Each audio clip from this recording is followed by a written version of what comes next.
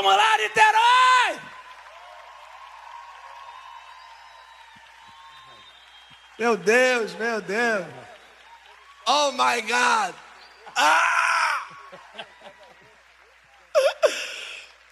Vou chamar o Gustavo Lara também, vem cá. A gente conhece muito o irmão desse cara, que é o Dênio Lara. Mas o Gustavo é o... Como é que eu posso te falar? O mais anormal. O mais anormal. E foi o elo desse momento tão especial. Doutor, quando ele falou que existia a possibilidade do doutor estar aqui, eu me descabelei. Eu não tenho nem roupa para estar aqui agora. E eu falei, Gu, pelo amor de Deus, mano, isso é verdade? É. Irmãos, o doutor Augusto, ele sequer me cobrou a passagem de avião, pagou tudo do bolso dele para estar aqui com a gente. Ele está presenteando a nossa cidade. Alguém, por favor, aplauda o Senhor por isso. Gustavo Lara, fala alguma coisa antes do nosso pensador liberar. Eu costumo dizer que Deus não une pessoas, Deus une propósito. E olhando para o Felipe hoje, mais uma vez eu tenho certeza que é só o início do novos começos que vai acontecer. Essa igreja aqui é uma igreja que abriu sementes para o Brasil. E se prepare que vocês vão ser sementes que vão para muitos outros lugares.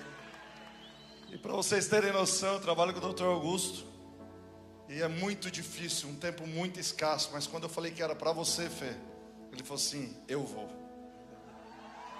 Então para mim é uma honra. Primeiro culto do Dr. Augusto ministrando para uma igreja local. Obrigado, doutor, muita honra para nós. Aplaude ao Senhor pela vida do doutor. Deus abençoe. Obrigado. Muito obrigado. Foi muito tempo esperando o senhor, viu?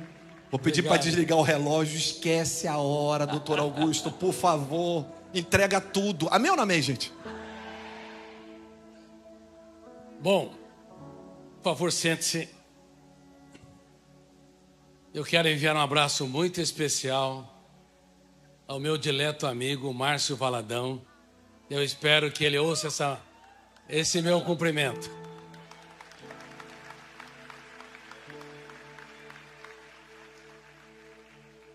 No livro Vendedor de Sonhos, que eu publiquei em 2009, eu fiz uma homenagem para alguns líderes do Brasil. E ele, no final do livro, é um dos homenageados como um vendedor de sonhos notável. Uma vida sem sonhos é um céu sem estrelas, é uma manhã sem orvalhos, é uma história sem aventura. Por isso que naquela época eu vi o Márcio ajudando tantas pessoas. Eu falei, ele merece ser homenageado. Então, Márcio, se você estiver me ouvindo, um beijo no seu coração. Muito obrigado por existir.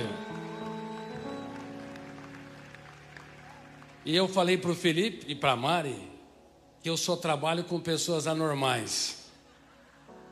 Porque os anormais é que fazem o mundo acontecer. Só que não pode ser anormal demais. Porque, caso contrário, nós atropelamos a tudo e a todos. Mas o Felipe, Valadão, a Mari, são seres humanos de raro quilate.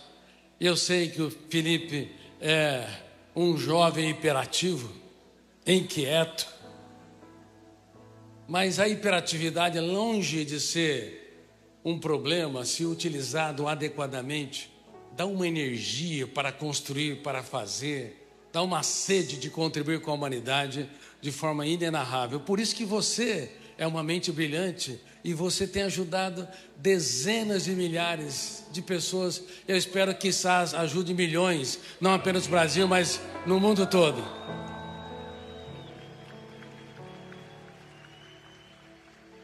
Eu vou dar um treinamento de gestão da emoção.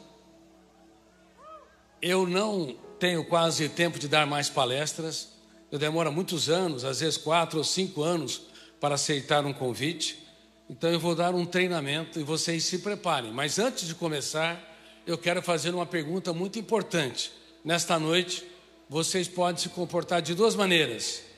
Como meus espectadores ou como meus alunos. O que querem? Não sabem aonde se meteram. Eu tenho suplicado para os professores em mais de 70 países que eu sou publicado, que nós temos que mudar a era do professor expositor para a era do professor provocador da arte de perguntar, elogiador e também um professor desafiador da arte de pensar. Não dá mais, na era da intoxicação digital, onde as pessoas estão desconcentradas, onde estão vivendo nas telas, a cocaína dos novos tempos, cocaína digital, que faz com que seres humanos estejam vivendo os seus piores dias emocionais, a era dos mendigos emocionais, onde se precisa de muitos estímulos para se sentir migalhas de prazer, likes, reconhecimentos, aplausos, tudo isso que excita o ser humano, ele, ao invés de produzir a mais notável experiência da alegria, do contentamento, da satisfação, tem gerado um entristecimento surpreendente. Nunca o ser humano teve tantos estímulos para induzir o seu emocional e nunca as pessoas estiveram tão asfixiadas. É um paradoxo. A indústria do lazer, na atualidade, é pelo menos 100 vezes mais poderosa do que a mais poderosa de todos os tempos. Por exemplo, na Grécia Antiga, nós tínhamos os teatros gregos, as Olimpíadas gregas, mas hoje, qualquer criança e adolescente, por mais pobre que seja, tem a TV aberta, tem o esporte, tem o rádio, tem a música. Muitos têm acesso à internet, a jogos de videogames. Mas onde estão as pessoas que acordam cantarolando, relaxadas, contemplando a vida como espetáculo único e imperdível? Elas não estão. Por incrível que pareça, como ele disse, estamos na era do entristecimento humano, na era dos mendigos emocionais, e eu tenho sido uma das vozes solitárias no Teatro da Humanidade abordando esse tema. Há mais ou menos 673 milhões de pessoas, pelo menos era em 2024, que ingeriam menos de 2.000 calorias, ou seja, passavam fome. Nós temos cerca de 30 a 37 trilhões de células que precisam todos os dias de milhares e milhares de nutrientes para sobreviver. Mas quantas pessoas estão desnutridas emocionalmente? É um número assombrosamente maior do que essas 673 milhões. Talvez nós tenhamos 7, 8 bilhões de seres humanos desnutridos. Temos 8 bilhões de 100, 8 bilhões de 200, mas ainda estou sendo generoso. Raramente um ser humano não está no centro da sua psique, empobrecido, precisando, reitero, de muitos estímulos para sentir migalhas de prazer. É por isso que, infelizmente, nós temos aumentado a automutilação em 29% ao ano nas escolas. Dá para vocês acreditarem nisso? Crianças e adolescentes estão se cortando numa taxa extremamente enorme, grande, dramática, anualmente. Mas por que se cortam? Porque são masoquistas? Porque querem se ferir por se ferir? Na verdade, na minha opinião, o masoquismo deveria ser banido do rol da psicologia e da psiquiatria. Ninguém quer se ferir por se ferir. Na verdade, esses adolescentes, esses pré-adolescentes estão se mutilando porque estão usando a dor física para tentar neutralizar a dor emocional cálida, silenciosa, insidiosa, que pais e professores no mundo todo não estão percebendo. E por que não percebem? Porque nós somos uma espécie que não apenas pisa na superfície do planeta Terra, pisamos também na superfície do planeta Mente. Raros são os pais que têm coragem de perguntar para os seus filhos: que fantasmas te assombram? Que dores você possui?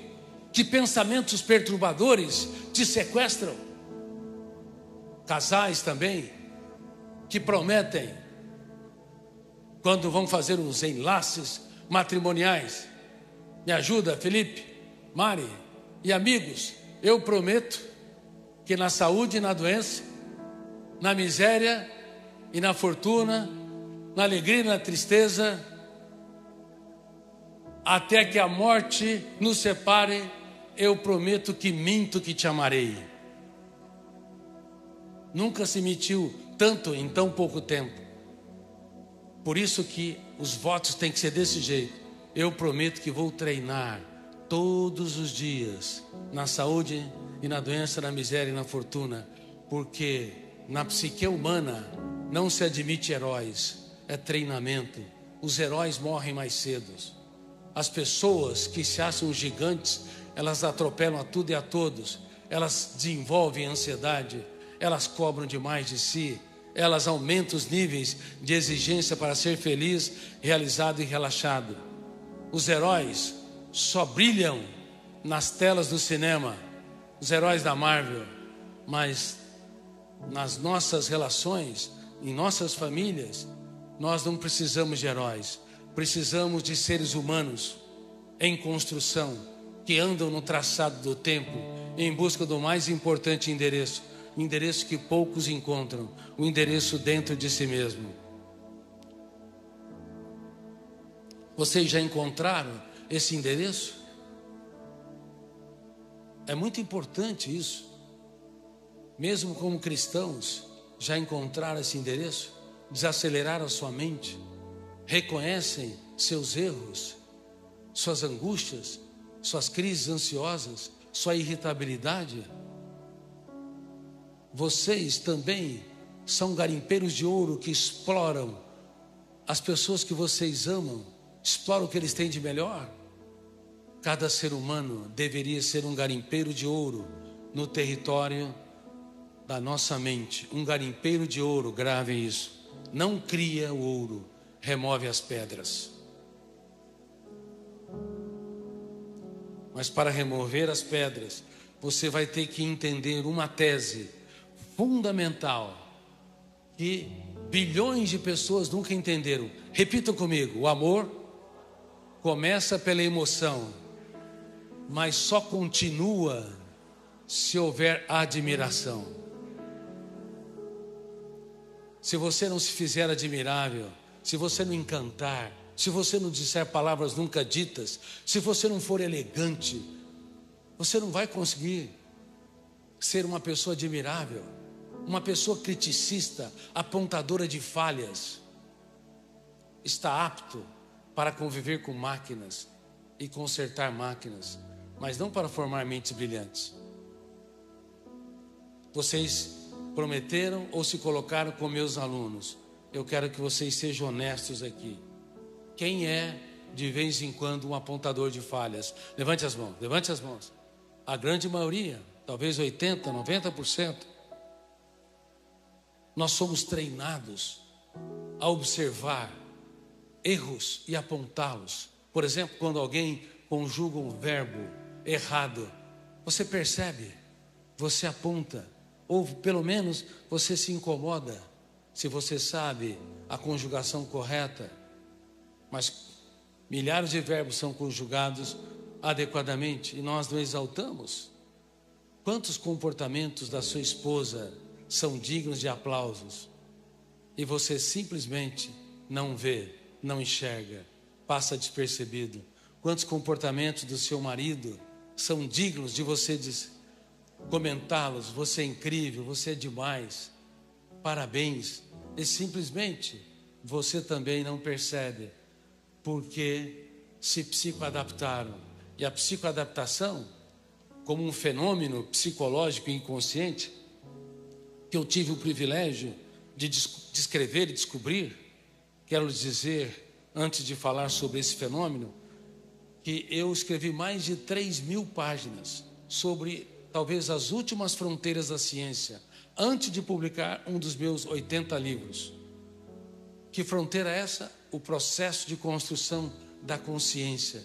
Vocês não imaginam como a consciência tem uma complexidade inenarrável, tão inenarrável que quaisquer palavras quaisquer teses filosóficas, psicológicas, são toscas, débeis para descrevê-las. Como é que você sabe que você é um ser humano único, irrepetível?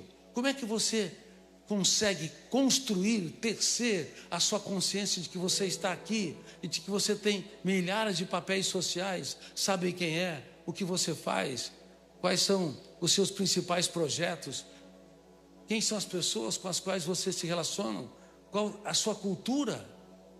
Como é que é tecida essa consciência?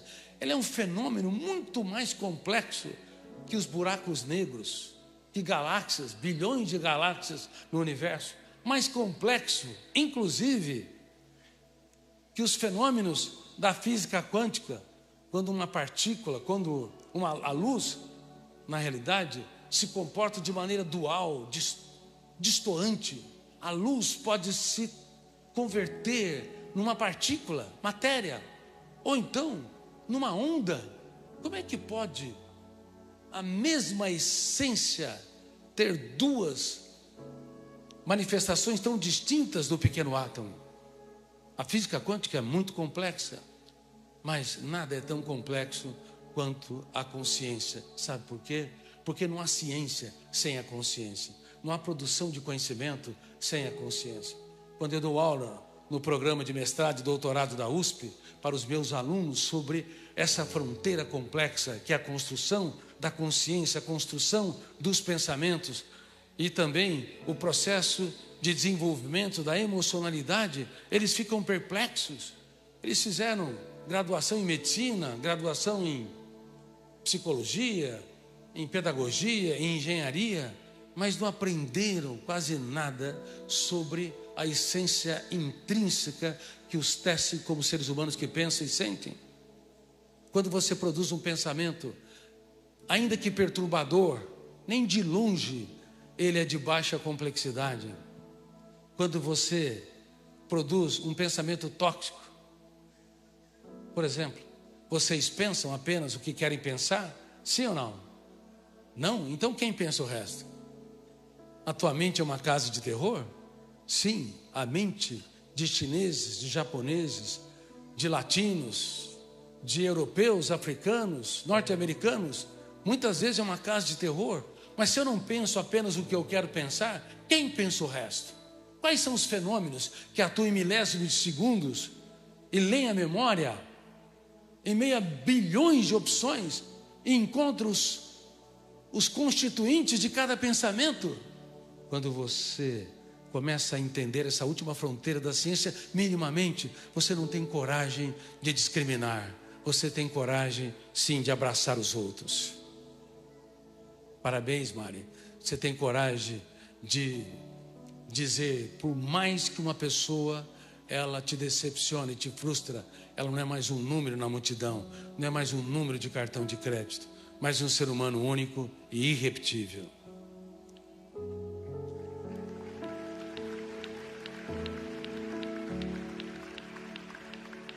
Agora, quando o teu filho, tua esposa, ou teu marido, ou teu colega de trabalho te frustra, você consegue perceber, além da frustração, além das cadeias dos comportamentos externos ou da expressividade da sua emocionalidade, que é um ser humano único e irrepetível? Ou você sentencia, ou você julga. Vocês nunca ficaram perplexos com o comportamento do homem mais inteligente da história? Eu fui um dos maiores ateus que pisou nessa terra. Nietzsche escreveu sobre a morte de Deus.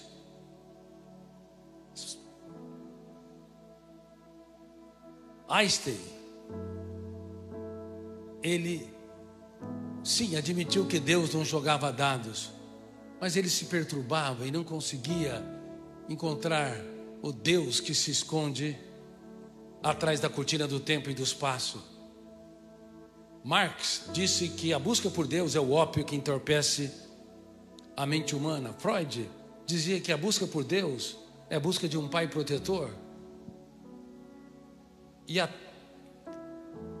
3 grandes causas que levam as pessoas ao ateísmo. Número 1, as atrocidades cometidas pela religião, e como o próprio Filipe disse,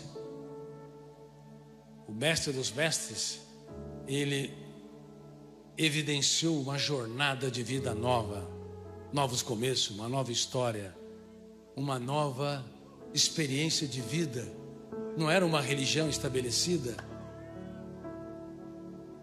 mas as religiões cometeram atrocidades inimagináveis. Mulheres foram queimadas nas fogueiras, foram apedrejadas, porque foram consideradas bruxas. Na Inquisição, por exemplo, eu escrevi um livro, ou vários livros que compõem Análise da Inteligência de Cristo. Se eu estivesse na época da Inquisição, talvez seria o primeiro a ser atirado na fogueira. Escrever sobre a mente de Jesus Cristo. As religiões digladiaram, fizeram guerras, excluíram. E muitos filósofos, por verem as atrocidades da religião, eles rejeitaram a ideia de Deus. Essa é uma causa. Segunda causa é que a vida é injusta. Não são os mais sábios que recebem mais honras.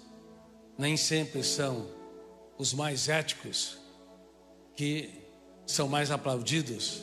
Às vezes, certas pessoas corruptas conseguem ter vantagens, ainda que o dinheiro possa infectá-los e o poder apequená-los.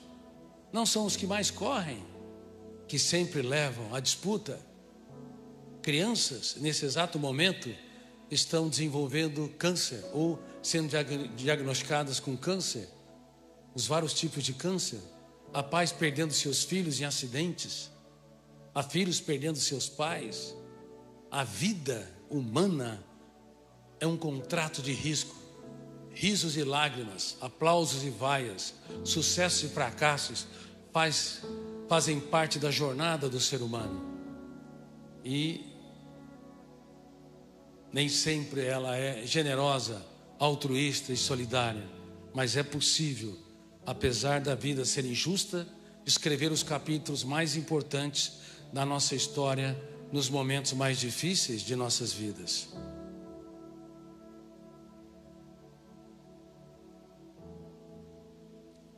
Por verem a vida como um fenômeno injusto e por não entenderem quem é esse Deus que está por detrás da cortina do tempo e do espaço, que silêncio é esse?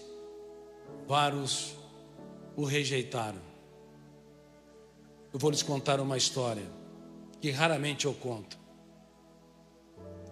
No começo dos anos 2000, meu irmão, que é um juiz federal, com dois filhinhos,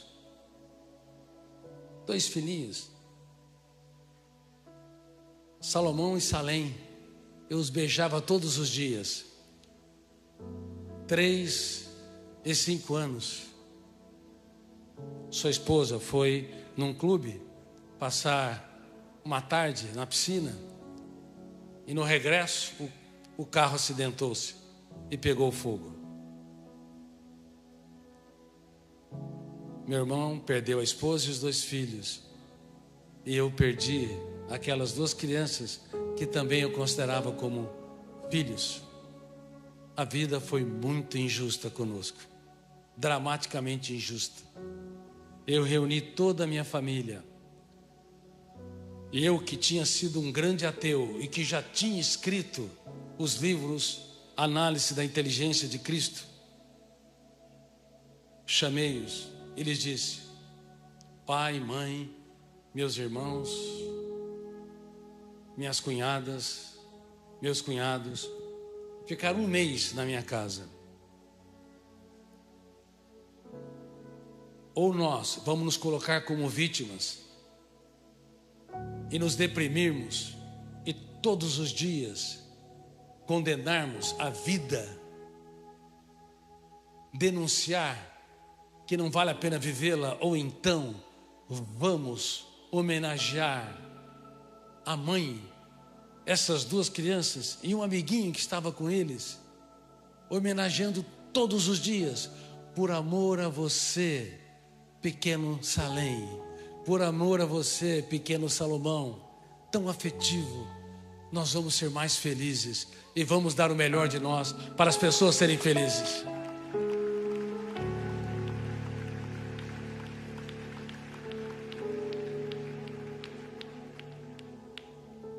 E assim, aquele silêncio de Deus se tornou um grito dentro de nós, dizendo que vale a pena viver a vida, mesmo quando o mundo desaba sobre nós.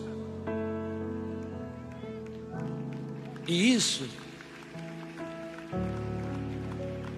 não é um fenômeno religioso, é uma atitude do eu que representa a capacidade de escolha, a consciência crítica, a autonomia, a autodeterminação, a capacidade de ser protagonista e autor da nossa própria história. Nunca se curve à dor. A vida nem sempre é justa.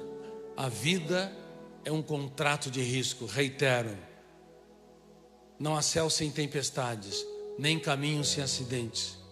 Risos e lágrimas, aplausos e vaias, sucessos e fracassos, cedo ou tarde acomete a jornada de cada ser humano. Porém, se você não se curva à dor, você pode e deve escrever os capítulos mais importantes da sua história nos momentos mais difíceis da sua vida. E por que muitos se tornaram ateus? Porque olharam para o silêncio de Deus e não entenderam tal silêncio. Eu não vou entrar em detalhes, não é minha área, a teologia não é minha área, é a psiquiatria, a psicologia, a sociologia e a psicopedagogia. Mas sobre os parâmetros do tempo, 70, 80 anos, matematicamente são frações de segundo perante a eternidade. Mas infelizmente, pessoas como eu, ao analisar as atrocidades das religiões e as injustiças da jornada existencial, abandonamos a ideia de Deus. Eu fui mais longe que esses ateus. Também peguei a via da terceira opção. Deus é uma ideia do cérebro humano, uma estratégia de 86 bilhões de neurônios, com 10 mil interconexões em cada neurônio, fazendo uma matriz de quase 1 trilhão de interconexões. Portanto, Deus é uma ideia do cérebro para que o ser humano resista ao seu caos na solidão de um túmulo. Se você pensar sobre a morte, a finitude da vida, você vai perceber que ela é um acidente geográfico, não natural. Se você olhar sobre a complexidade da consciência e o caos da inexistência, você vai ficar perplexo. E se você conhece alguém, ou se já teve a experiência de um ataque de pânico, ou até uma síndrome do pânico, um ataque de pânico uma vez por semana, você vai ficar mais perplexo ainda, porque vai valorizar a vida, porque vai levá-la em altíssima consideração, porque nós, mortais, não temos consciência do quanto a vida é breve, frágil, breve como gotas de orvalho, que por instante aparecem e logo se dissipam aos primeiros raios solares do tempo. A vida é assombrosamente frágil, brevíssima, e os seres humanos não têm consciência. Por isso eles se candidatam a deuses. Eles têm a necessidade neurótica de poder e de controlar os outros. E quando, na minha teoria, estudando o processo de construção de pensamentos e também o processo de formação de pensadores, estudei a mente de Freud, a mente de Einstein, a mente de Hegel, a mente de Kant, a mente de vários personagens importantes da história, como eles saíram da curva, como libertaram o seu imaginário, como eles correram riscos para materializar os seus sonhos, como usar a arte da dúvida, como usar o pensamento antidialético, que é o pensamento imaginário para criar. Eu fui até esse personagem chamado Jesus Cristo e queria saber se ele era fruto de um grupo de galileus que queriam construir um herói, para libertar o povo de Israel do jugo do tirânico Tibério César, ou se ele tinha complexidade e grandeza. E eu comecei a estudar as suas biografias ou evangelhos em várias versões, como um cético. E eu fiquei simplesmente perplexo, assombrado, atônito. Nunca alguém tão grande se fez tão pequeno para tornar os pequenos grandes.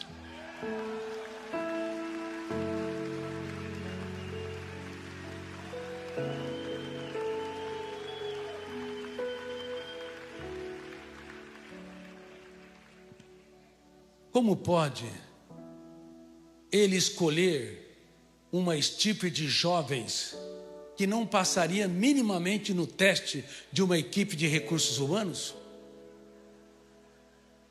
Pedro era hiperativo, como Felipe.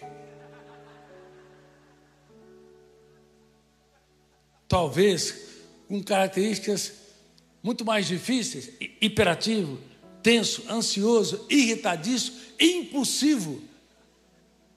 Se você fosse um professor, você não queria ter em sala de aula. Imagine que quando o seu mestre foi preso, ele, como herói, sacou a espada e fez o quê? Cortou a orelha porque ele errou. Ele queria cortar o pescoço. Esse tipo de jovem foi chamado para levar adiante o maior projeto do homem mais inteligente da história. João, o mais amável, o mais generoso, em algumas circunstâncias, ele era bipolar, em outras, não poderia ser contrariado minimamente, que queria que as pessoas fossem chamuscadas com fogo. E propôs para o seu mestre: acha que aquelas pessoas devem ser torradas. O mais dosado e mais admirado dos alunos, Tomé. Tomé era paranoico. Não acreditava nem neles mesmo. Só na teoria da conspiração. Tudo ele achava que os outros queriam sabotá-lo. E Mateus? Mateus, bom, eu estava dando uma conferência ontem, na minha plateia estava Sérgio Moro. Eu falei: Sérgio, se fosse nos áureos tempos da Lava Jato, Mateus seria pego por você.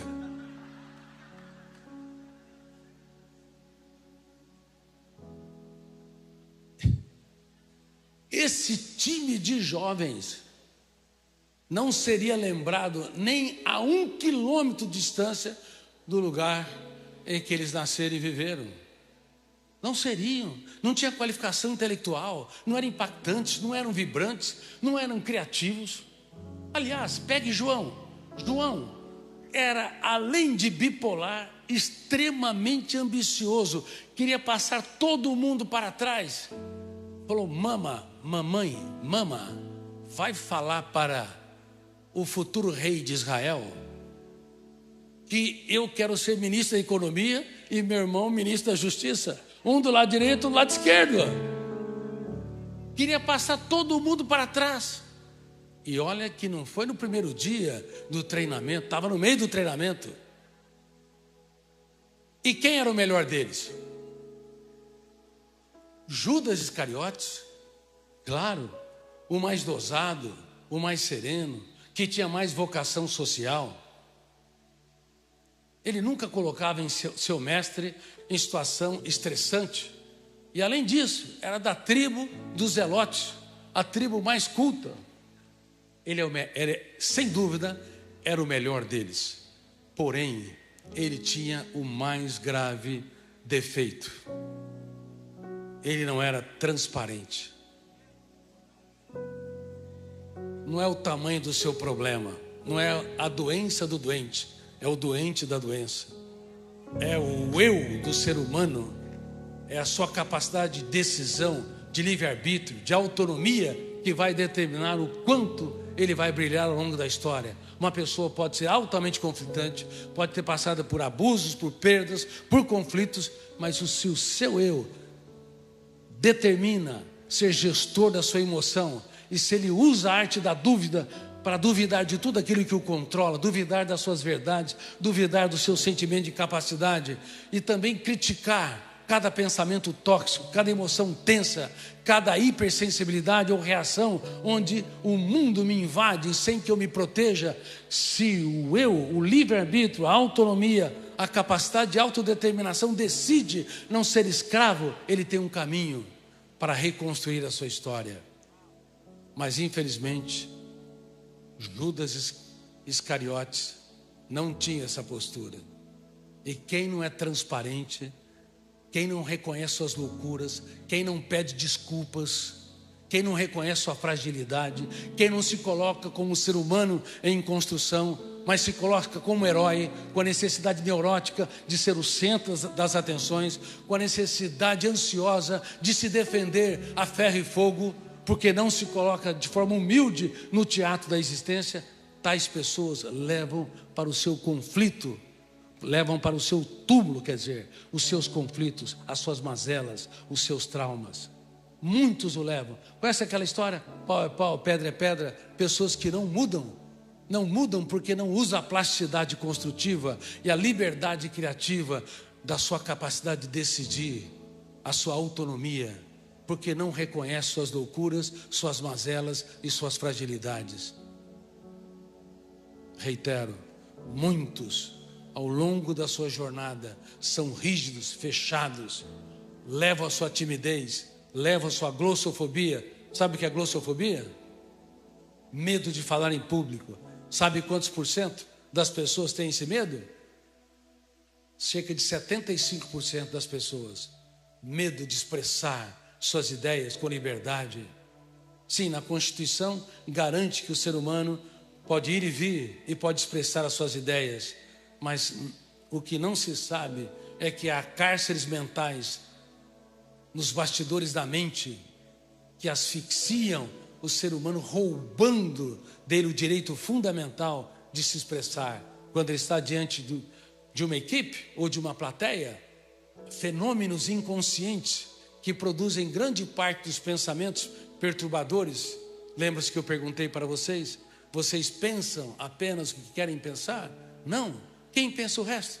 4 fenômenos que lê a memória em frações de segundo, sem autorização do eu. E esses fenômenos são muito importantes, só que eles podem pegar esses 4 copilotos, podem colocar o piloto no banco de passageiros e pegar o manche, os instrumentos de navegação e levar a aeronave mental a planos de voos que nós não queremos.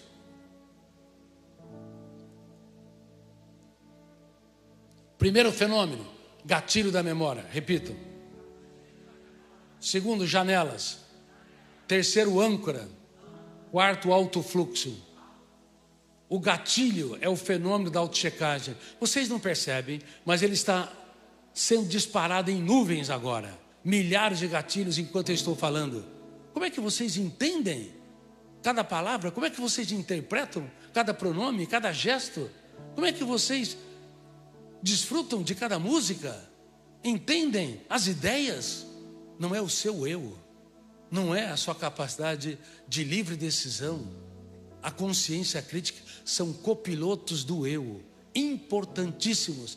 Eles disparam em nuvens e abrem 3 tipos de janelas. Janelas traumáticas ou killer, que tem medo de falar em público, angústia, ansiedade, irritabilidade, terceirização da nossa felicidade em função da opinião dos outros, que tem impulsividade, necessidade neurótica de poder. Também janelas lights, que tem o acolhimento, a solidariedade, o altruísmo, a generosidade.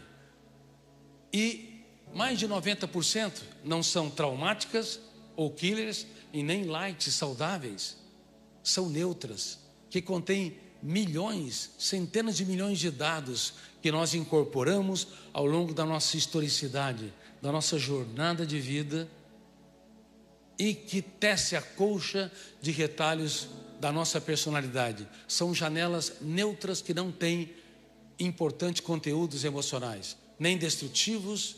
Eu não gosto de usar a palavra negativo, é muito tosca e débil. Nem destrutivos e nem construtivos.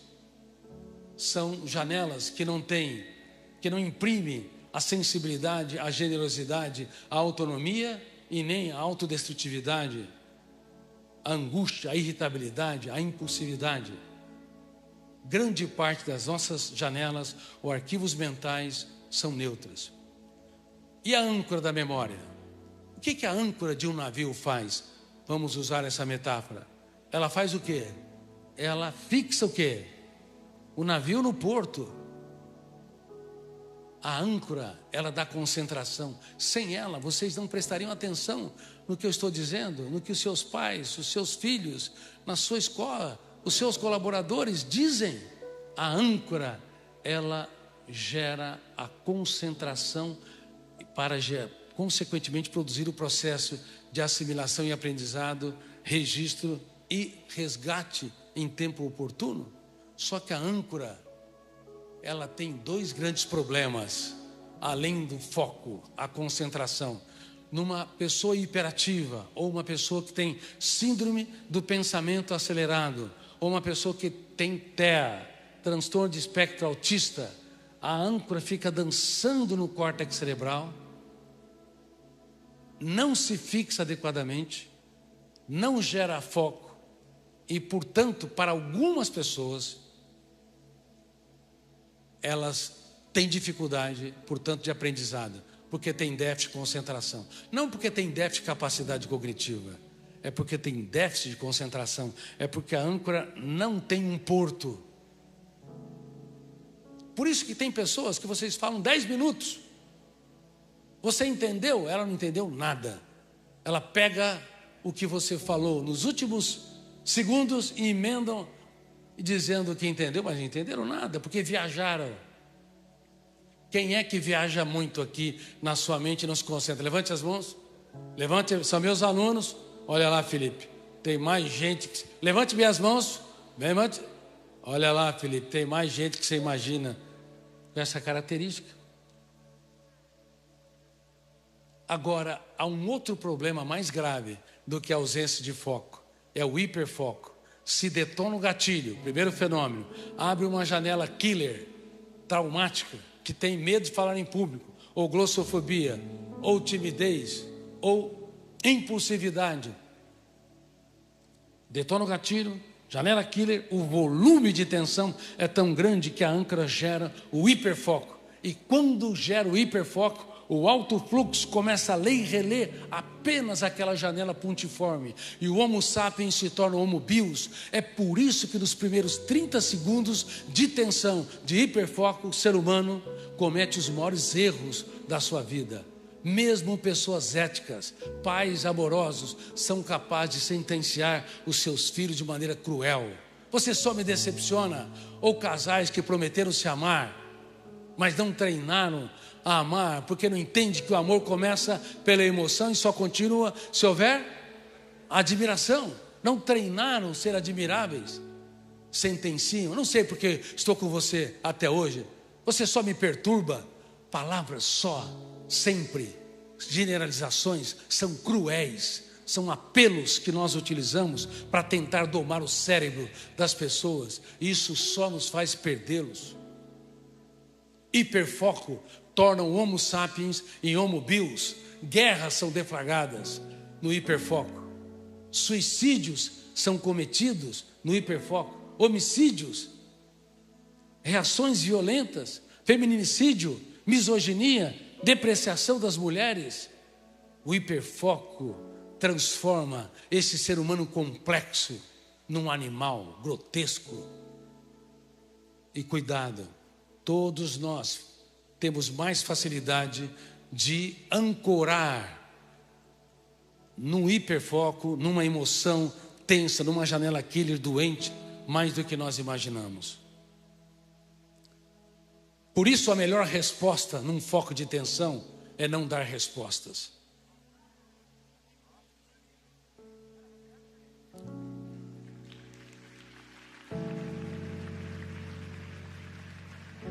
Eu vou dar um exemplo. Certa vez, uma mulher foi pega em flagrante adultério. Aqueles carrascos detonaram o gatilho, abriram janelas killer, hiperfoco. Aquela mulher tinha que ser varrida do teatro da existência. Cometeram um erro atroz. As mulheres foram apedrejadas, queimadas e silenciadas ao longo da história da humanidade. Mas sem elas, nossos céus não teriam estrelas e nossas manhãs não teriam orvalhos. Mulheres, sem vocês, a humanidade padeceria dramaticamente.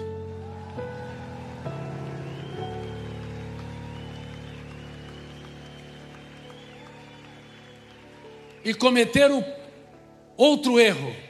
O que aconteceu com o homem que adulterava? O que aconteceu com o homem que adulterava? Libertaram ele. Sempre foi assim. Eu tenho uma preocupação muito grande com a dor das mulheres a nível mundial. Eu vou explicar logo em seguida sobre a síndrome PIB, padrão inatingível de beleza. Por isso falei para Mari, cante músicas que têm emocionalidade, que estimulam a autoestima das mulheres, que levam as perceberem que elas não são mais um número na multidão, mas são seres humanos de raríssimo quilate.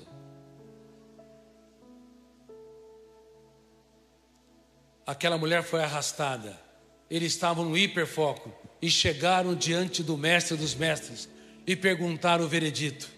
Ela foi pega em flagrante adultério. Qual o seu julgamento? Obviamente eles queriam usá-la para também apedrejá-la. Que resposta ele deu? Qual a resposta? Quem não tem erros e falhas, atire a primeira pedra. Essa foi a segunda resposta. A primeira resposta eu lhes disse, é se recusar a responder quando alguém te confronta, te frustra e te decepciona, seja quem for. A primeira resposta foi escrever na areia e proclamar: minha paz vale ouro, o resto é lixo.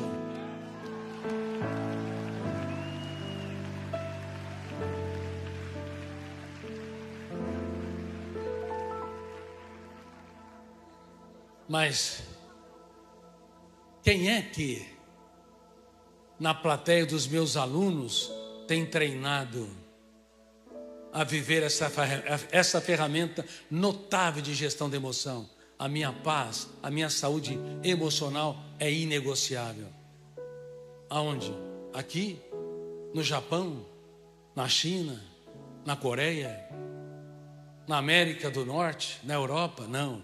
O ser humano, ele pauta a sua reação pelo fenômeno bateu, levou, estímulo e resposta. Mesmo pais que se dizem apaixonados pela sua família cometem atos inumanos, sem perceber. Nos primeiros 30 segundos, quando ao hiperfoco, o eu vai para a plateia, quando ele deveria entrar no palco e ter o famoso livre-arbítrio, que na verdade não é exercido, a famosa livre decisão, a autonomia, a capacidade de ser líder de si mesmo em tempos de estresse. A cada 40 segundos uma pessoa morre pelas próprias mãos. A cada 4 segundos alguém tenta o suicídio. E a cada 1 segundo, provavelmente alguém pensa em suicídio no teatro da humanidade. E infelizmente está havendo um incremento na atualidade, na era dos mendigos emocionais, na era em que uma criança de 7 anos de idade tem mais informações que o imperador romano tinha no auge de Roma. Não é suportável. Mais informações, provavelmente, que John Kennedy tinha na década de 60, quando dirigiu os Estados Unidos no auge da Guerra Fria. Não é suportável. Uma criança de 8, 9 anos devia estar brincando, explorando o mundo de forma inocente, mas ela está na plateia da sua classe, sem apetite, e os professores são cozinheiros do conhecimento que preparam o alimento para uma plateia que não tem prazer de aprender, não tem apetite, porque nós mexemos na caixa preta do funcionamento da mente, alteramos o ritmo de construção de pensamentos, disparamos o gatilho que não abre uma janela, 2, 3, milhares de janelas, gerando a síndrome do pensamento acelerado, que simula a hiperatividade, sem ser hiperatividade, porque não tem no numa linha genético-metabólica, um pai ou uma mãe que fazem 1000 coisas ao mesmo tempo, ou um avô ou uma avó. Mas por quê? As crianças e adolescentes estão agitadas no mundo todo e médicos prescrevendo drogas da obediência sem necessidade para um problema que nós criamos, diagnosticando como hiperatividade sem ser hiperativo.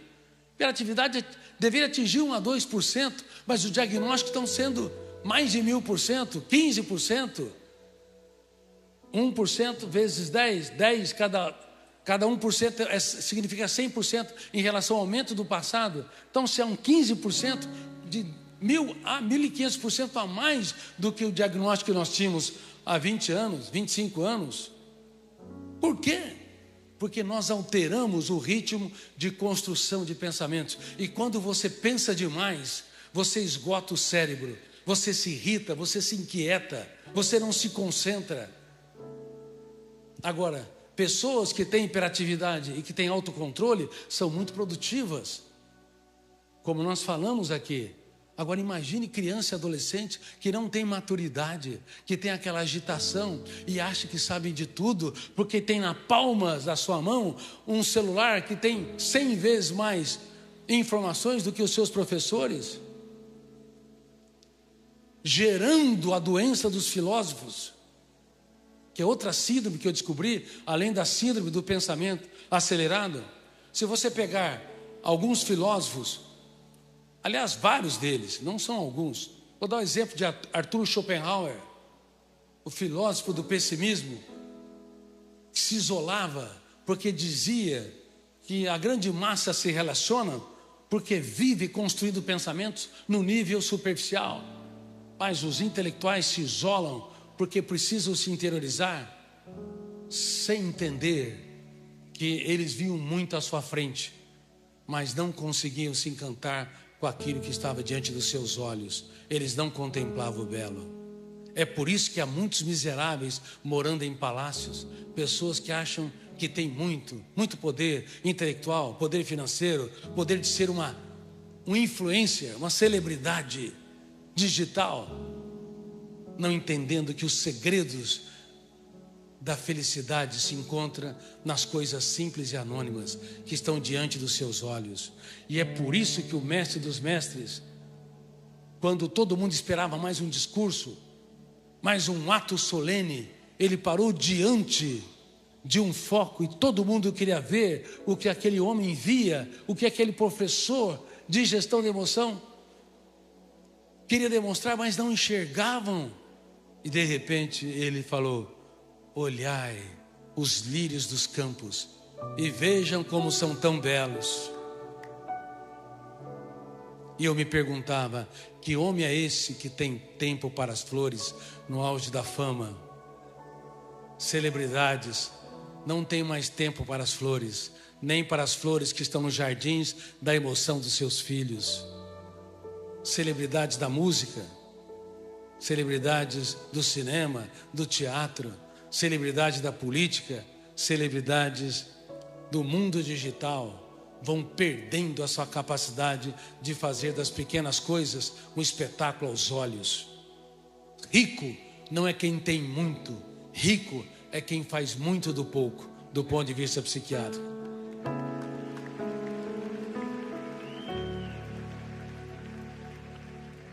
Cuidado, nunca perca a sensibilidade. A doença dos filósofos que levaram vários intelectuais a se isolarem, como Heidegger, como Nietzsche, Schopenhauer, como Kant e tantos outros, ela está sendo vivenciada na atualidade. Só que os jovens têm uma falsa impressão de que eles sabem muito. Eles não sabem muito, mas perderam a capacidade de desfrutar, de se encantar com aquilo que está diante dos seus olhos.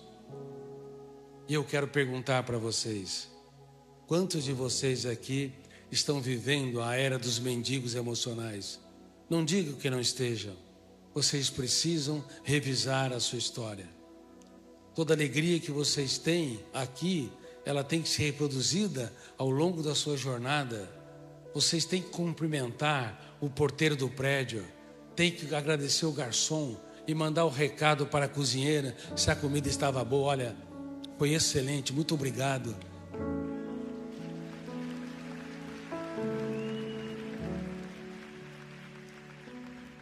Nós temos de ser elegantes, nobres, admiráveis, dizer palavras nunca ditas.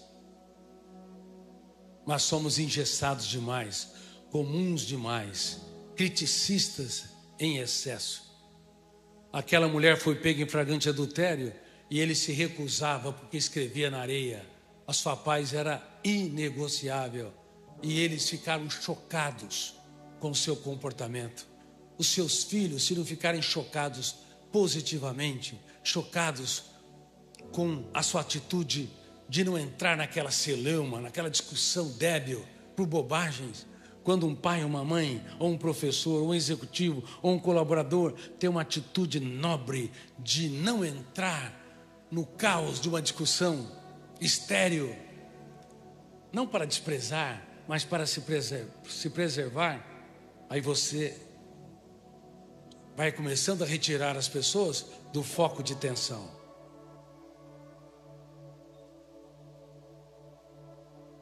Aí perguntaram novamente, qual o seu veredito? Mas estavam mais relaxados. Aí ele se levantou e ao invés de impedir o apedrejamento, ele confiou na capacidade de julgar daqueles homens. Mas mudou a base do julgamento. Ok, podem apedrejá-la, mas antes tenham a coragem de visitar suas loucuras, seus erros, para depois olhar para as loucuras e os erros dela. E eu me perguntava, que homem é este que ensina pessoas a pensar quando não há espaço para desenvolver consciência crítica? Por isso eu teci essa tese: nunca alguém tão grande se fez tão pequeno para tornar os pequenos grandes.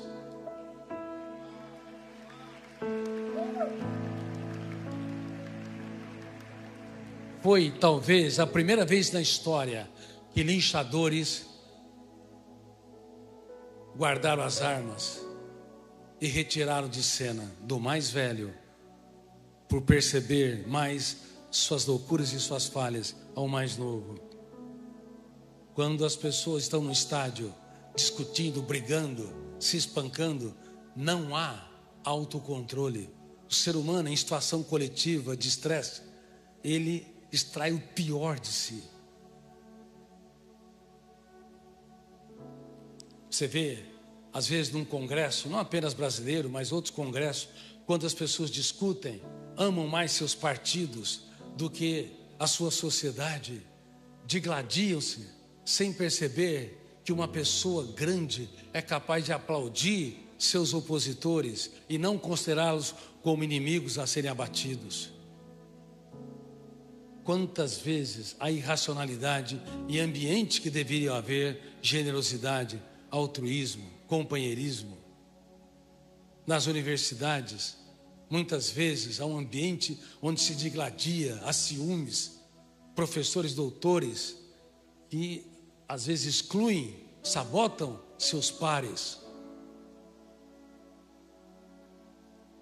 As habilidades socioemocionais, elas têm de ser trabalhadas em nossa emocionalidade. Caso contrário, nós não somos dignos do poder que temos. Eles saíram, ficou ele e a mulher. E ele não perguntou com quantos homens ela dormiu. Ele era delicado, ela é generoso, ele era admirável. Muitos o admiram pelos grandes atos. Eu, como pesquisador, como um cético, como alguém que analisou em detalhe o seu comportamento, o admirei pelos pequenos detalhes da sua história, que revelam um ser humano único, surpreendente, encantador, fascinante. E se grandes pensadores que foram ateus tivessem tido a oportunidade, como eu tive, de analisá-lo sob essa perspectiva, muitos deixariam de ser ateus embora não se filiassem a nenhuma religião. Há um ser humano incrível, muito maior do que nós imaginamos. Ele perguntou, mulher, aonde estão os seus acusadores? Ela ficou perplexa. Ela disse, eles se foram. E então ele despediu ela, diferente dos políticos que sempre querem mais um adepto, mais um seguidor, ou diferente dos influenciadores digitais. Ele falou, vai e reescreva a sua história.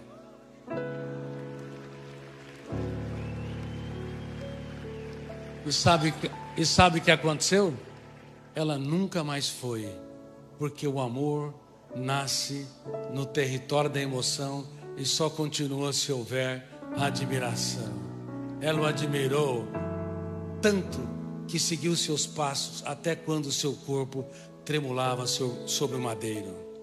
Provavelmente ela foi Maria Madalena. Poderia passar o teaser? Vamos passar o teaser? Muitos me perguntam, o que eu sou? Muitos me perguntam, o que eu sou? Augusto Cury. Augusto Cury. Augusto Cury. E tudo isso graças ao Dr. Augusto Cury, pelas ferramentas que ele nos deu. Médico, psiquiatra, autor de mais de 80 livros. Papai e mamãe eram muito pobres. Dormíamos em 8, num pequeno quarto. O psiquiatra mais lido do mundo. O médico da emoção. Você está sempre no meu coração, na minha casa, na minha mente, nos meus estudos. Fala aí, doutor. Me ajuda, doutor. Eu escrevi livros como Pais Brilhantes, Professores Fascinantes, As 20 Regras de Ouro para Educar Filhos e Alunos. Por que todos os dias a nossa mente é uma usina de ideias e pensamentos? Somente lendo os livros do Dr. Augusto Cury, saí de uma depressão. Dói em minha alma observar que em nosso Brasil discutimos tanto partidos políticos e algumas pessoas, mas quase nada sobre projetos para melhorar a qualidade de vida de 210 milhões de brasileiros.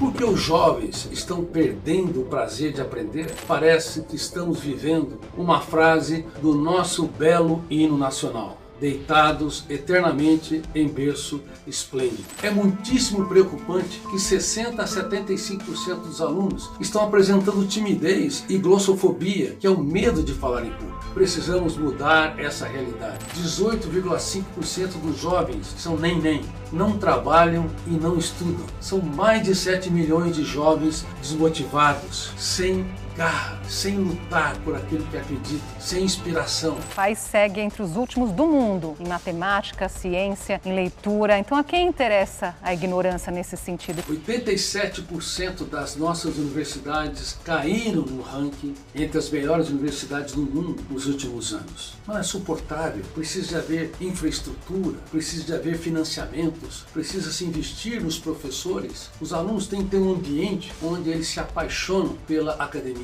onde eles se tornam propagadores do conhecimento, onde eles se tornam divulgadores da universidade e do instituto em que eles saíram, para que nós nos tornemos uma academia de pensadores e não apenas uma academia de alunos que recebam seus diplomas. Eu não sou neutro, eu não sou centro e não estou em cima do muro, eu sou ponte. Quero convidar você, independente de partido ou ideologia política, a sonharmos juntos. Nós podemos pegar os melhores projetos do capitalismo e os melhores projetos sociais. Nesse aspecto, os conservadores e também os progressistas podem se unir em prol da sociedade brasileira. A vida é dramaticamente breve para ser vivida e tremendamente longa para se errar. É um paradoxo. Não podemos errar e não se apaixonar pela nossa nação, pela nossa sociedade. Muito obrigado por você existir. E se esta série fizer sentido para você, ficarei imensamente feliz se puder compartilhá-la em suas redes sociais.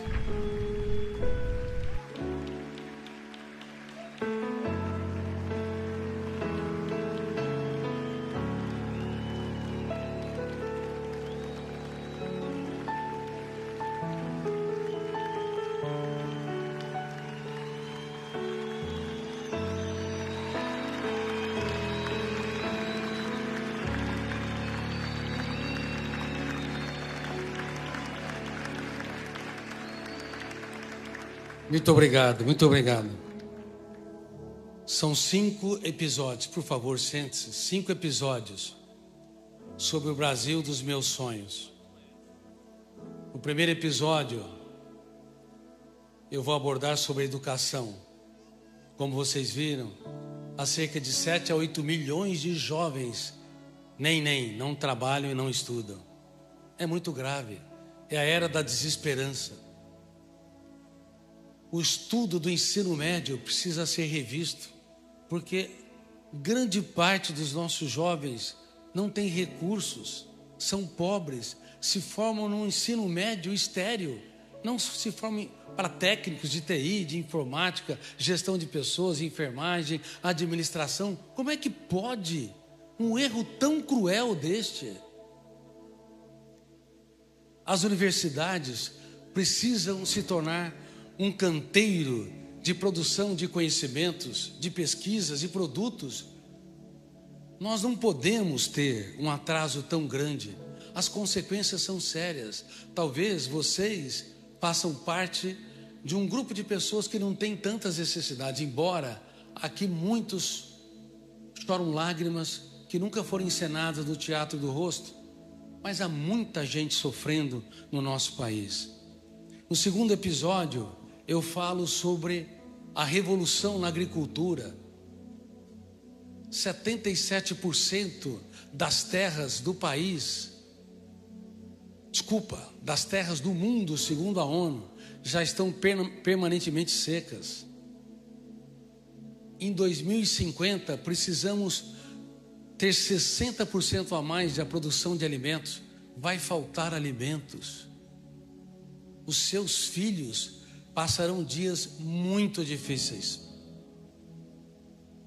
Se nós não nos unirmos como humanidade, temos um caso de amor com a nossa espécie, é muito triste o que vai ocorrer com a humanidade. 60% significa 4 ou 5 Brasis. Como é que vai ser possível? A cada ano, 70 a 80 milhões de pessoas são acrescentadas na humanidade, quase 2 Argentinas, que é o 4º maior produtor de alimentos. E nós ficamos discutindo partidos e ideologias, digladiando, sem ser apaixonado pela humanidade.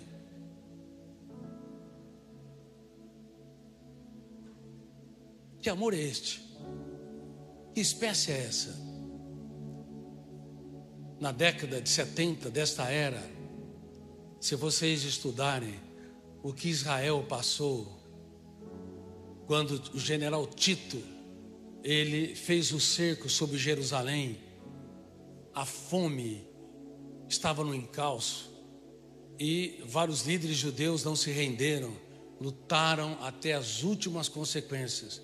Eu nem vou falar o que ocorreu naquela cidade, mas coisas inimagináveis aconteceram com mães e filhos.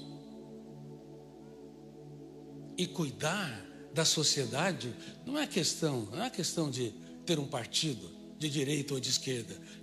A questão é de ter um caso de amor com a sociedade brasileira. Terceiro capítulo, eu falo sobre a responsabilidade fiscal. Nós pagamos 1 trilhão de juros por ano. Cada criança nasce devendo 40 mil reais, porque a dívida do governo é a dívida de todos os brasileiros. Os Estados Unidos devem 37 trilhões de dólares à sua dívida federal, mais a dívida das famílias, mais a dívida das empresas, dos bancos. Dá quase o PIB mundial, 100 trilhões de dólares. O PIB mundial é 113. Se houver um colapso lá, pode haver um colapso em carta no mundo todo, como ocorreu em 1929, onde muitas pessoas faliram, muitos empresários se suicidaram.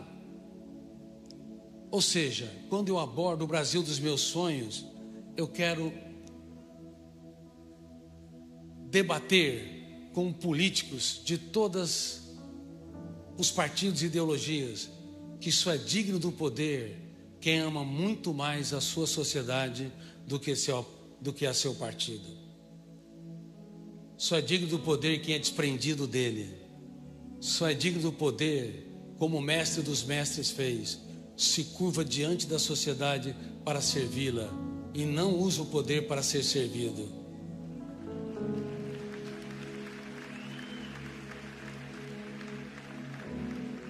Por isso, eu vou te pedir, provavelmente nós vamos lançar o primeiro episódio no sábado. Eu quero dizer que eu não tenho partido político, eu não sou político, mas quero orientar os vários líderes desse país. Eu vou pedir para vocês, se fizer sentido essa série, eu gostaria que vocês a divulgassem para todos os seus amigos, pedindo também para que eles pudessem divulgar, para que de alguma forma nós possamos abraçar essa nação tão sofrida e que precisa da nossa generosidade, altruísmo e empatia. Muito obrigado por vocês existirem.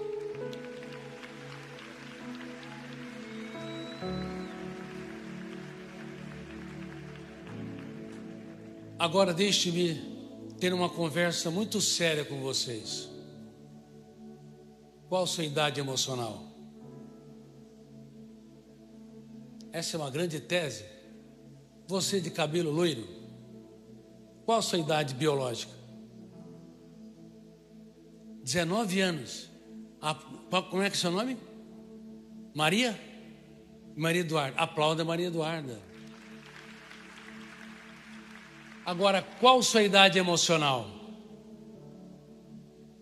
Qual a sua idade emocional? Quem sofre pelo futuro aqui? Levante as mãos. 10 ou 15 anos a mais. Quem remoe mágoas, perdas ou frustrações de vez em quando? Mais 10 ou 15 anos. Quem cobra demais de si? Meu Deus. Mais uns 20 anos. Quem tem dificuldade de conviver com pessoas lentas?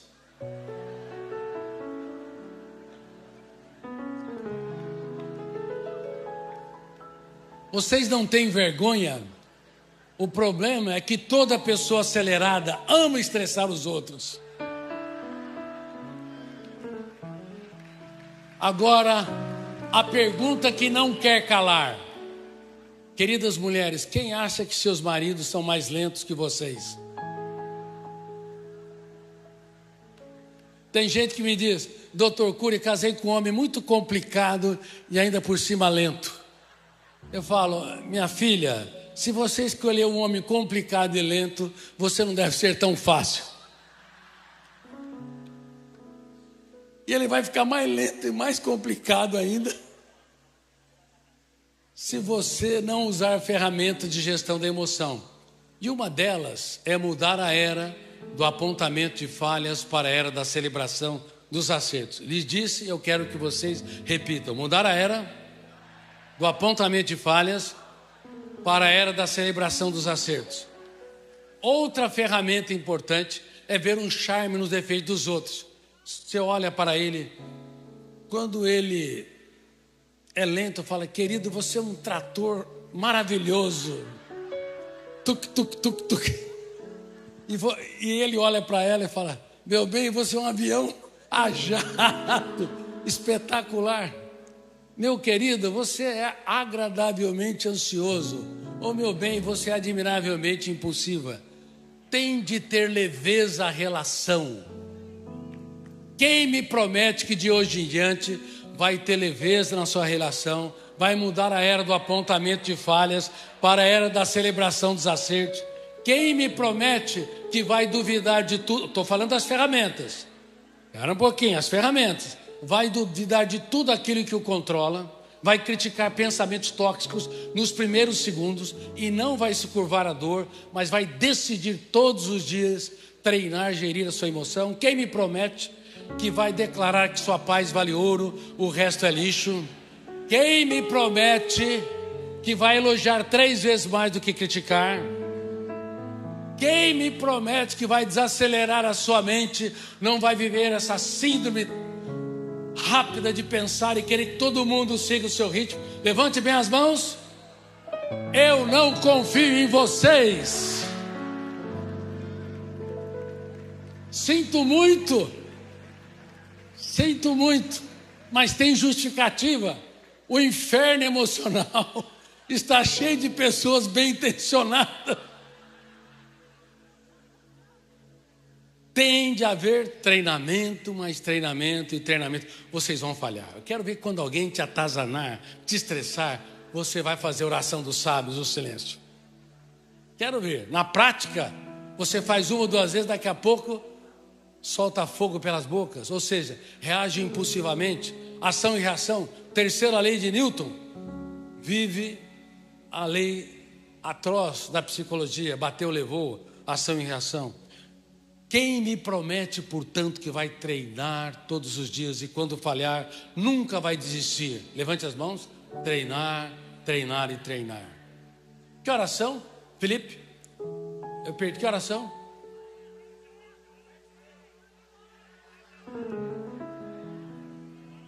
Querem que eu termine?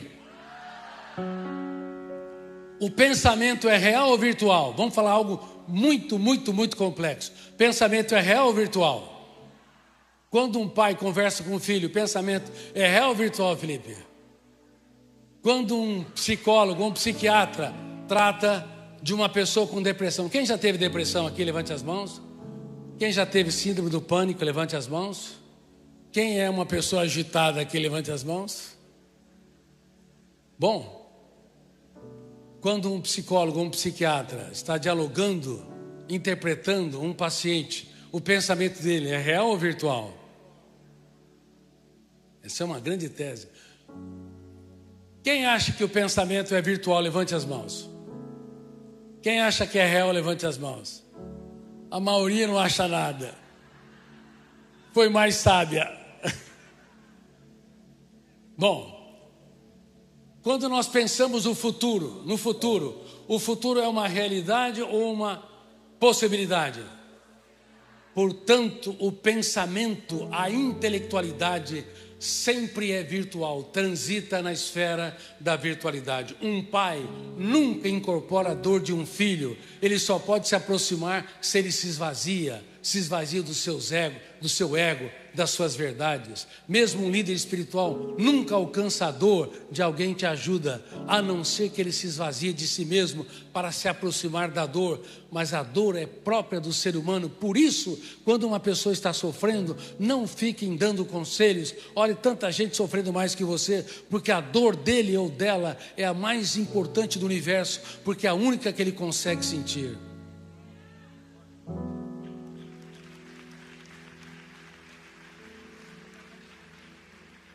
Por isso, mais uma vez, temos que surpreender e encantar, sermos admiráveis. Quando alguém está sofrendo, dê um ombro para chorar e outro para apoiar. Peça para que ela tenha liberdade, sem julgamento, para que você possa ouvi-la.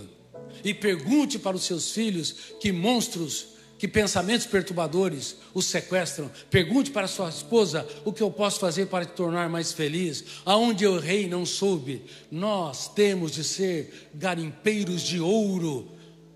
Na psiquiatria, na sociologia, na psicologia, nas relações humanas. Lembre-se, um garimpeiro de ouro cria ouro. Ele faz o quê? Remove as pedras. Mas nós não sabemos remover as pedras. A intelectualidade é plástica, fluida. Há uma plasticidade construtiva e uma liberdade criativa. Você é um diretor de cinema mais criativo que o mais criativo de Hollywood. Você não precisa assistir um filme de terror para ter uma mente aterrorizada. Basta você dar liberdade, sem gestão, na construção de pensamentos, que você é capaz de produzir os pensamentos mais atrozes. Nunca repararam que nós pensamos coisas que até Deus duvida?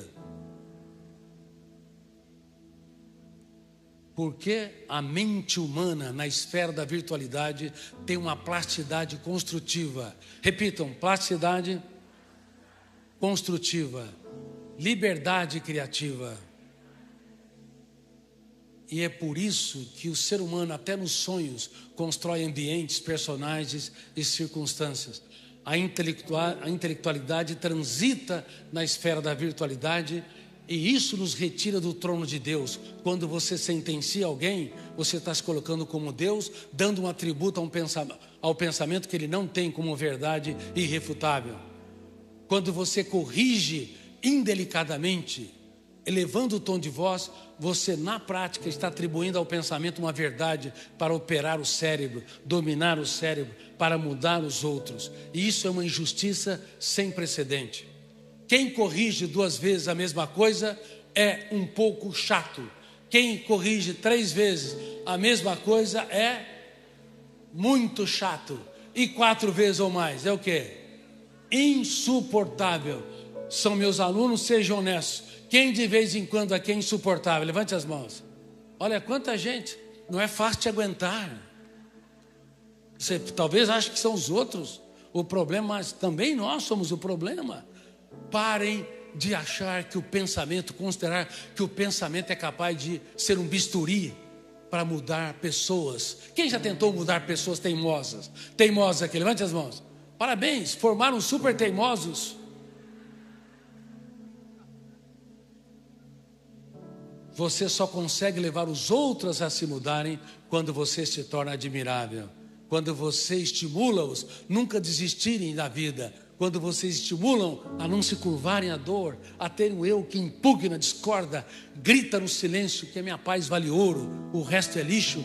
Quando você os estimula a duvidarem de tudo aquilo que o controla, quando eles saem da plateia, entram no palco e dirigem o seu próprio script.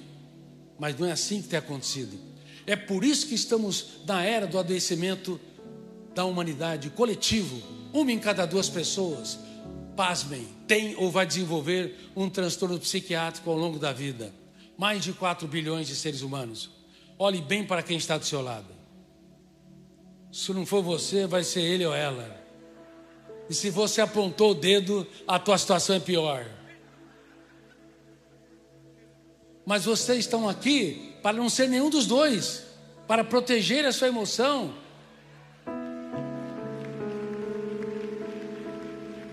Para ensinar os seus filhos. Quem tem filhos? Aqui, levante as mãos. Você tem de ensinar seus filhos a impugnarem pensamentos perturbadores. Filho, não é apenas o eu que produz pensamentos. São 4 copilotos. O gatilho abre janelas, a âncora se fixa e o autofluxo começa a ler e reler.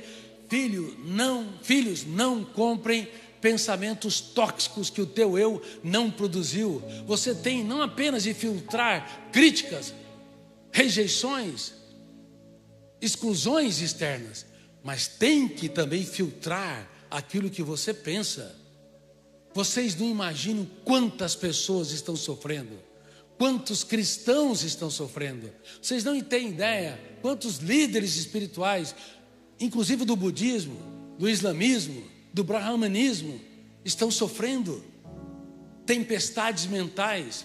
A mente, nessa era da agitação, nessa era da hiperconstrução de pensamentos, produz um terremoto invisível, mas que esgota o cérebro. Quem acorda cansado aqui? Levante as mãos.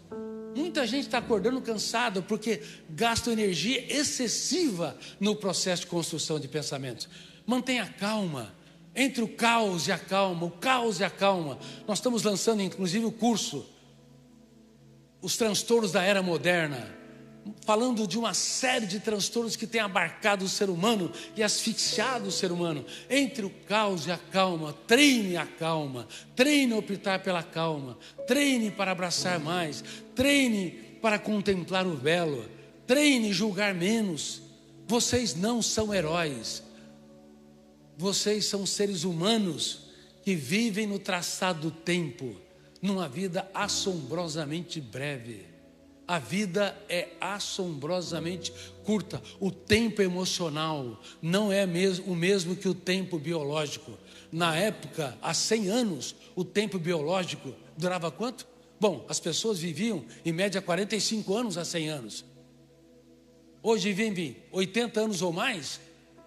Mas 80 anos passam muito mais rápido do que 45 anos, porque havia espaço para sentar nas varandas, para ouvir o mugido de um bezerro, ou o nascimento de uma flor, ou um canto de um pássaro. Hoje quem desfruta das flores não são aquelas pessoas que vivem em condomínios, em palácios, são os seus jardineiros, porque estamos na era dos mendigos emocionais, pessoas que precisam de muitos estímulos para sentir migalhas de prazer. Estamos na era do envelhecimento precoce da emoção. As pessoas têm muito mais que 100 anos de idade emocional. Jovens estão começando a vida com 10 ou 15 anos, mas já têm 70, 80 anos de idade emocional. Reclamam de tudo, de todos, é um sintoma. Querem tudo rápido e pronto, é outro sintoma. Vivem inquietos, nada os satisfaz, e os pais dão inúmeros brinquedos. Os pais dão 10, 100 vezes mais brinquedos que os pais que nós tivemos no passado, não é isso? E nada os satisfaz. Os pais têm de aprender a dar aquilo que o dinheiro não pode comprar. E o dinheiro não pode comprar as lágrimas que você chorou. Você tem de transmitir isso aos seus filhos para que eles aprendam a chorar as deles.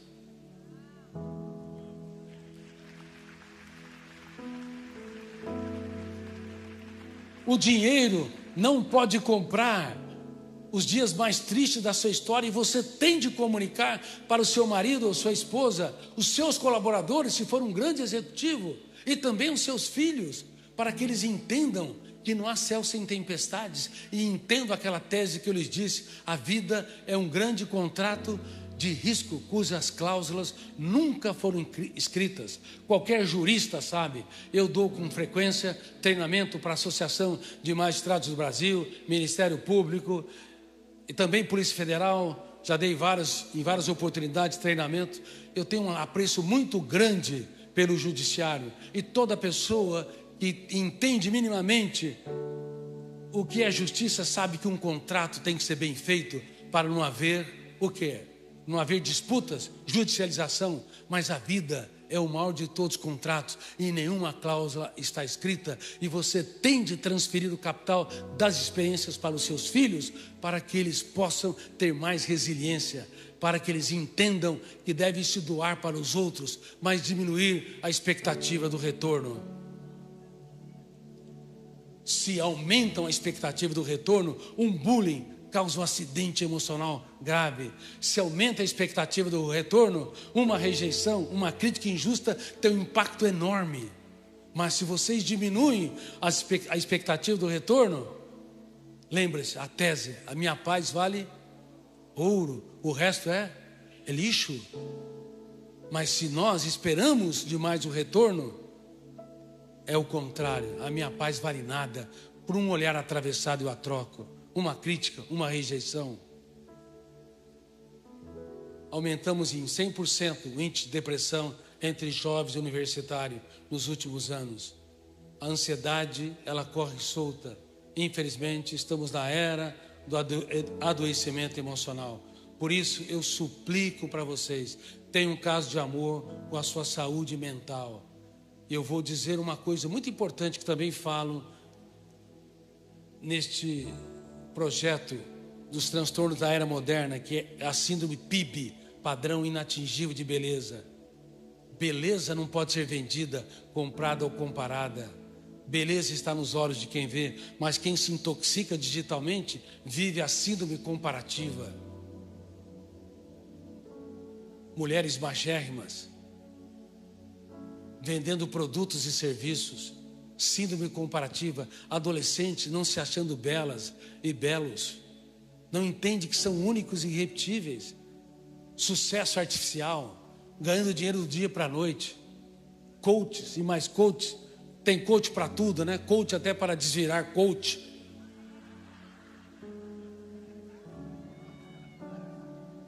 Claro que tem coaches importantes e experientes, mas hoje na internet se vende tudo. Então, por favor, vocês têm de aprender a filtrar os estímulos estressantes. E eu quero dizer, mulheres, apenas 3% das mulheres, de acordo com algumas estatísticas, se veem belas. Um desastre. Vocês deviam olhar nos olhos do seu marido e lhe dizer: olha aqui, vem cá, meu filho. Eu sou bonita, inteligente, maravilhosa, espetacular. E você é um privilegiado de viver comigo.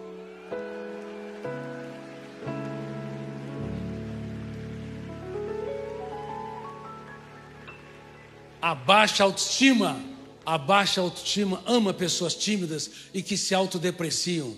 A alta autoestima, a alta autoimagem, que é a maneira como você se vê, ela precisa de coragem. Coragem para você não ser mais um número na multidão. Coragem para ser um ser humano único, irrepetível e de raríssimo quilate. Por isso, eu encerro dizendo que você seja todos os dias um aluno do programa de gestão da emoção com essas teses que eu abordei. E se gerir a sua emoção, não tenha medo de falhar, porque vão falhar. Não há heróis. E se falharem, não tenham medo de chorar.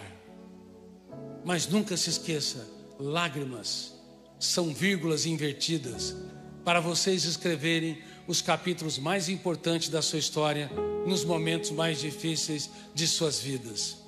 Jamais desistam de si mesmo. Lutem sempre pelos seus sonhos e jamais desistam das pessoas que vocês amam, pois apesar dos seus defeitos, vocês são seres humanos incríveis, únicos, pérolas vivas no teatro da existência. E eu, nesta noite, não me curvaria diante de reis, de celebridades, de autoridades, mas eu me curvo humildemente diante da plateia dos meus queridos alunos. Muito obrigado por existirem.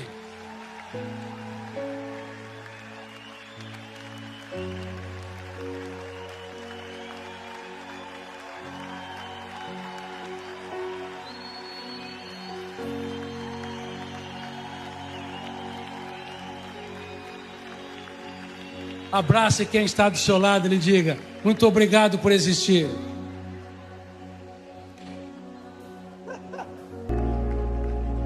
Vamos orar. Presta atenção, rapidinho que não acabou ainda não. Nós vamos orar por eles que estão aqui à frente, tá? Pode vir, pode vir. E depois, o doutor Augusto falou comigo hoje de um negócio que eu falei, eu quero. Eu queria tanto. Irmão, presta atenção, esse homem veio aqui. Quem foi abençoado hoje aqui? Pelo amor de Deus. Destravou a gente aqui. Nós estamos envergados. Nós estamos doidos para ir para casa resolver nossos problemas.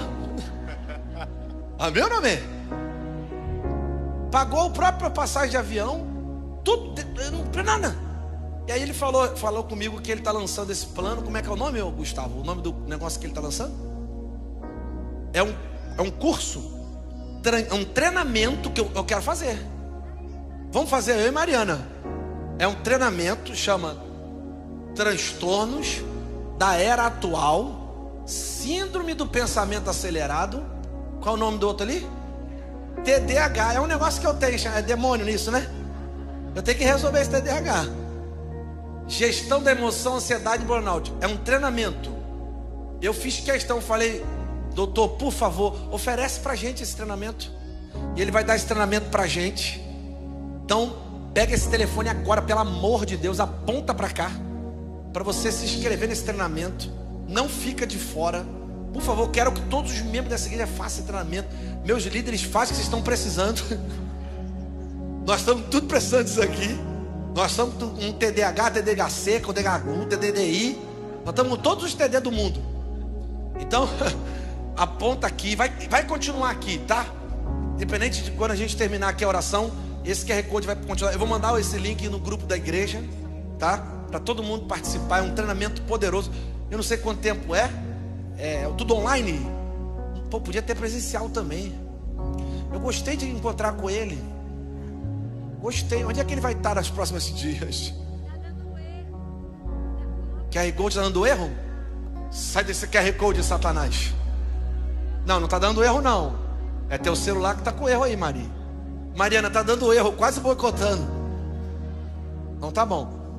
Família Novos Começos, é o seguinte, essa oportunidade que nós deixamos para vocês aqui é única, ok? Então eu queria que você apontasse o QR Code, entra aqui, dá para você parcelar até em 12 vezes esse treinamento que vai estar dentro da sua casa. E eu coloquei agora liberado o tempo indeterminado. Então você pode assistir esse treinamento quantas vezes for preciso. Invista na sua saúde mental. porque você vai transformar outras pessoas sendo transformado. Então, por favor, dê uma atenção para o doutor. Todo o investimento aqui vai ser revertido 100% para ele, para que ele possa ir em muitas outras famílias como essa aqui ao redor do Brasil. Deus abençoe vocês e eu espero que todos possam fazer parte desse treinamento e serem edificados. Deus abençoe.